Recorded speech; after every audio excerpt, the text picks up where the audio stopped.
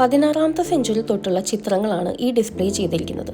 യൂറോപ്പിലെ ഏറ്റവും പഴക്കമേറിയ തടി കൊണ്ടുണ്ടാക്കിയ ബ്രിഡ്ജ് ഏതാണെന്ന് ചോദിച്ചാൽ അത് ഈ ചാപ്പൽ ബ്രിഡ്ജ് തന്നെയാണ്. ലൂസൺ സിറ്റിയുടെ നടുവിലൂടെ ഒഴുകുന്ന റൂസ് റിവറിന് മുകളിലാണ് ചാപ്പൽ ബ്രിഡ്ജ് ഇരിക്കുന്നത്.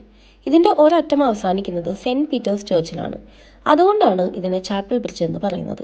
സ്വിറ്റ്സർലാൻഡിലെ എല്ലായിടത്തും നമുക്ക് കാണാൻ പറ്റുന്ന മറ്റൊരു നല്ല കാര്യമാണ് വാട്ടർ ഫൗണ്ടൻസ്. സിറ്റിയിലെ എല്ലായിടത്തും ക്ലീൻ ആയിട്ടുള്ള വെള്ളം ആർക്ക് വേണമെങ്കിലും ഏത് നേരത്തും ഫ്രീ ആയിട്ട് സപ്ലൈ ചെയ്യുന്ന ഈ വാട്ടർ ഫൗണ്ടൻസ് വരുന്നത് മൗണ്ട് പിലാറ്റസിൽ നിന്നുള്ള ക്രെയിൻസ് റിവറിലൂടെയുള്ള അണ്ടർഗ്രൗണ്ട് ടണൽസിലൂടെയാണ്. വെള്ളം കുടിക്കാനായിട്ട് ഒരു കുപ്പി മാത്രം നമ്മൾ കൊണ്ടു നടന്നാൽ മതി.